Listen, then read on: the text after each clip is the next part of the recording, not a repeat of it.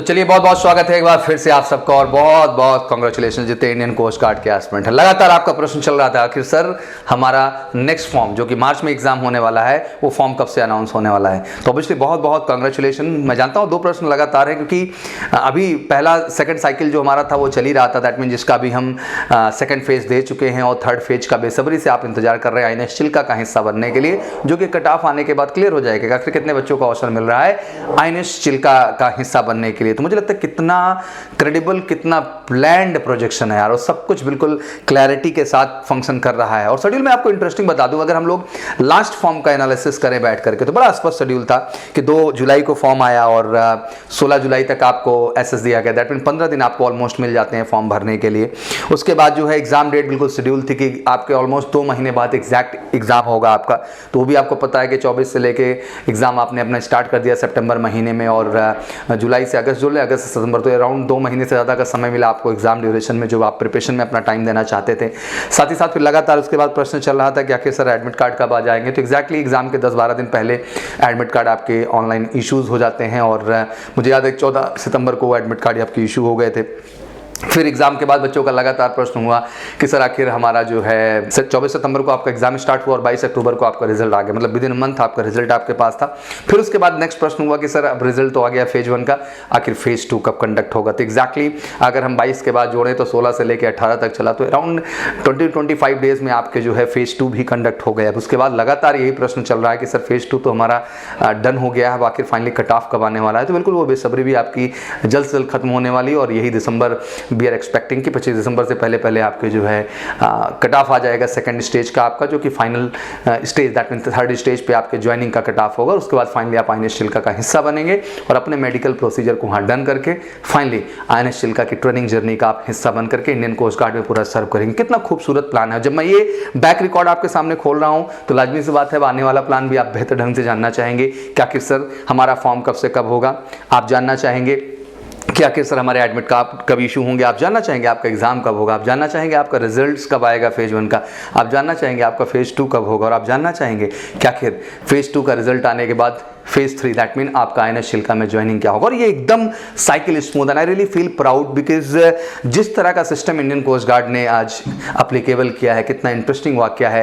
Indian navy भी और Indian coast guard दोनों का ही हमारा ट्रेनिंग एकेडमी एक है आईएनएस चिल्का, जहां इंडियन कोस्ट गार्ड इतना स्मूथली अपनी एंट्रीज को कर रहा है। वहीं चिंता है कि इंडियन नेवी नहीं की, बट इस बार हम लोगों की पूरी एक्सपेक्टेशन है कि इस बार की प्रक्रिया उन्होंने बड़ी फास्टेस्ट तरीके से डन की है कि बट जल्दी इंडियन नेवी भी इस प्रक्रिया को लागू करेगी। और इस बार आईएनएस चिल्का में हमारे दोनों candidate that mean Indian coast guard की एंट्री से जो बच्चे जा रहे हैं और इंडियन नेवी से भी जो बच्चे हमारे जाएंगे, जबरदस्त ज्वाइंट तरीके से आपकी ट्रेनिंग स्टार्ट होगी। और वाकई में इंडियन कोस्ट गार्ड एस्पिरेंट भी और इंडियन नेवी एस्पिरेंट भी अपने ओवरऑल परचम को इंडियन नेवी के अंदर, आईएनएस चिल्का के अंदर और इंडियन कोस्ट गार्ड का हिस्सा बनकर कहीं ना कहीं लहराएगा। तो just get ready for the preparation. तो ये समय है एक फोकस तरीके से यार प्रिपरेशन में लगने का। मैं हमेशा कहता हूं ना बेटा कि 1000 मौके मिलते हैं तो क्या फर्क है, और एक मौका मिलता है तो क्या फर्क है। फर्क है तो केवल एक बात डालती है कि वाकई में आप कितने तैयार हैं। अगर आप तैयार हैं तो एक मौका भी काफ़ी है, अगर आप तैयार नहीं है तो 1000 मौकों का भी कोई रोल नहीं है। Being a major girls class हम प्राउडली कहना चाहते हैं कि जबरदस्त बैचेस इंडियन नेवी के लिए, जबरदस्त बैचेस इंडियन कोस्ट गार्ड के लिए हम लॉन्च कर रहे हैं।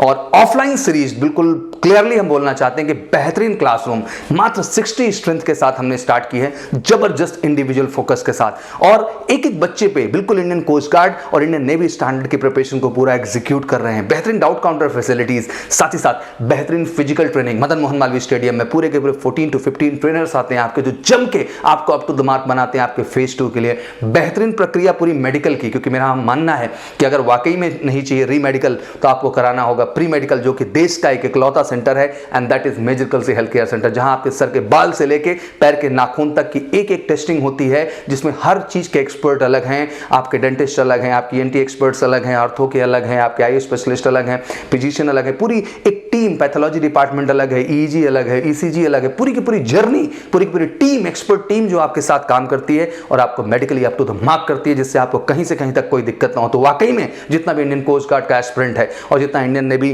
का एस्पिरेंट है इस देश का, एक एकेडमी आपकी मेजर गर्ल्स क्लास जो जम के आपको प्रिपेयर करेगी उस स्टैंडर्ड पे, जिस स्टैंडर्ड से आप सफलता सुनिश्चित कर पाएंगे। क्योंकि आपको 3 स्टेज से गुजरना है, जहां पहला स्टेज आपका रिटन एग्जामिनेशन है, जिसकी जम की प्रिपरेशन मिलेगी one of the best team India के साथ। साथ ही साथ फेज 2 आपका है फिजिकल, जबरदस्त ट्रेनिंग मिलेगी, स्टडी स्टेडियम में पूरी एक्सपर्ट टीम के साथ और बेहतरीन मेडिकल का भी गाइडेंस और सब चीज़ का अगर समागम इस देश में आप देखते हैं तो that is major Kalsi class. तो फटाफट यार रेडी हो जाओ, बहुत हुआ बैठ के इंतजार, बहुत हुआ बैठ के उदासी।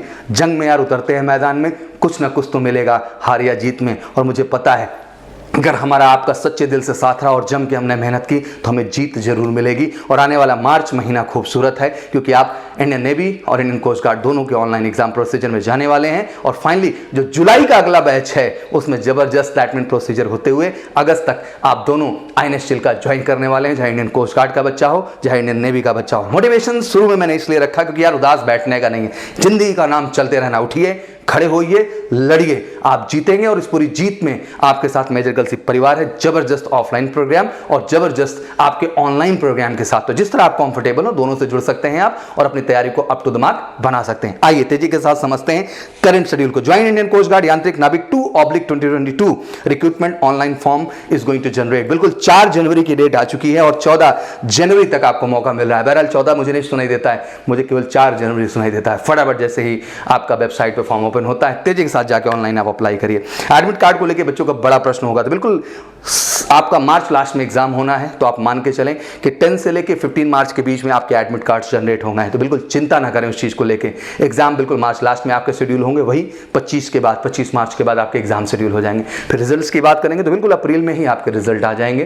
फिर आप बात करेंगे कि रिजल्ट के बाद फेज 2 के लिए सर आपका क्या सोचना है, क्या कहना है। तो एग्जैक्टली उसके 20-25 दिन बाद फिर आपका फेज 2 भी कंडक्ट हो जाएगा, दैट मीन मई मंथ में। और फाइनली फिर आपका होगा कि सर फेज 3 के विषय में आपका क्या सोचना है। तो बिल्कुल 1 से 1.5 महीने का जो है प्रोसीजर हो जाता है और कट ऑफ जनरेट हो जाएगी। दैट मीन आपका जून महीना जाएगा पूरा का पूरा और कह सकते हैं कि जुलाई लास्ट तक आपकी एक क्लैरिटी आ जाएगी और अगस्त महीने में जाकर के आप फाइनली INS चिल्का का हिस्सा बनेंगे, जो आप सेकंड इनटेक 2022 के लिए प्रिपरेशन की बात कर रहे हैं। तो ये मैंने पूरी जर्नी बता दी और इस चार्ट भी आपको बगल में दिखाई देगा क्या कि किस तरह से आपकी ये जर्नी आगे बढ़ने वाली है।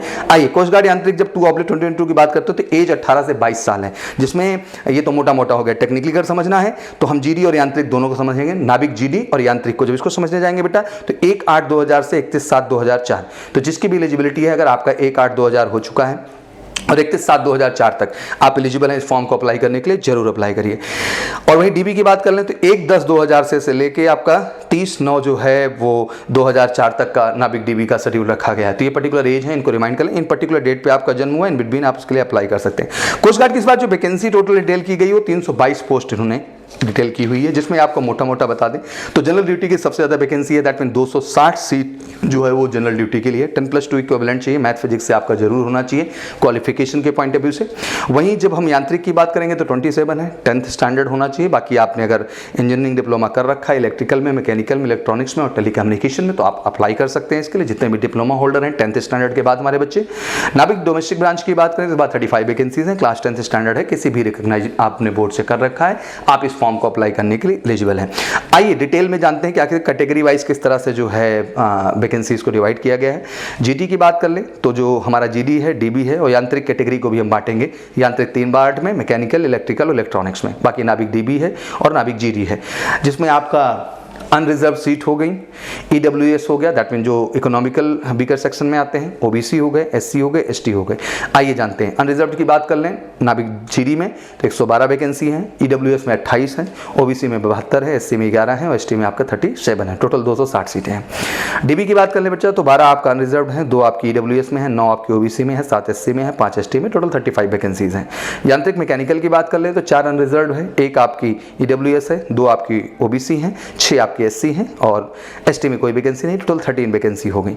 इलेक्ट्रिकल की बात कर लें यांत्रिक में तो 6 आपकी अनरिजर्व है, EWS में कोई नहीं है, OBC में 2 है, SC में कोई नहीं है और ST में आपकी 1 है, टोटल 9 वैकेंसीज हैं।